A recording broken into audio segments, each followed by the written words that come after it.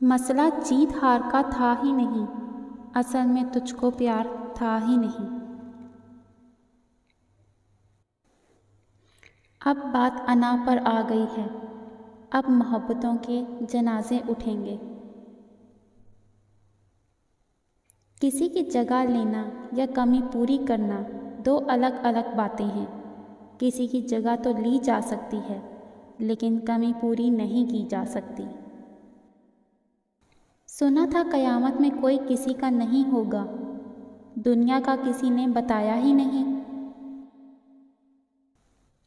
ہر روز کے نت نئے بہانے، اب مان بھی جاؤ کہ بدل گئے ہو تم۔ جو کبھی بے پناہ چاہتا تھا، اب مجھ سے پناہ چاہتا ہے۔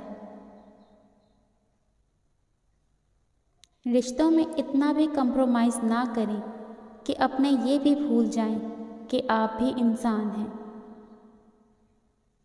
کسی کو گھر سے نکلتے ہی مل گئی منزل، اور کوئی ہماری طرح سفر میں ہی رہا۔ باز آ جاؤ محبت سے محبت والوں، میں نے ایک عمر گوائی ہے، ملا کچھ بھی نہیں۔ بات وفا کی ہوتی تو کبھی نہ ہارتے، بات وفا کی ہوتی تو کبھی نہ ہارتے، بات نصیب کی تھی، ہم کچھ نہ کر سکے۔ اختلاف کے باوجود احترام سے پیش آنا خاندانی ہونے کی دلیل ہے۔ جب عقل پر پردہ پڑ جائے تو سمجھانے والا آدمی برا لگنے لگتا ہے۔ اگر ایک عورت نے مرد کے دل میں اپنے لیے محبت پیدا کرنی ہے تو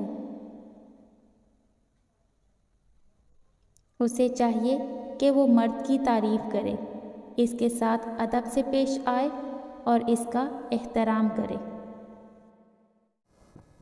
رشتوں کو وقت دو، تاج محل دنیا نے دیکھا ہے، ممتاز نے نہیں۔ برے اعمال دیمک کی طرح ہیں، ان کے ذریعے باہر سے تو کچھ نہیں بدلتا، مگر اندر سے سب مٹی ہو جاتا ہے۔ شیشہ اور رشتہ دونوں نازک ہوتے ہیں، مگر ان میں ایک فرق ضرور ہوتا ہے، شیشہ غلطی سے ٹوٹتا ہے اور رشتہ غلط فہمی سے۔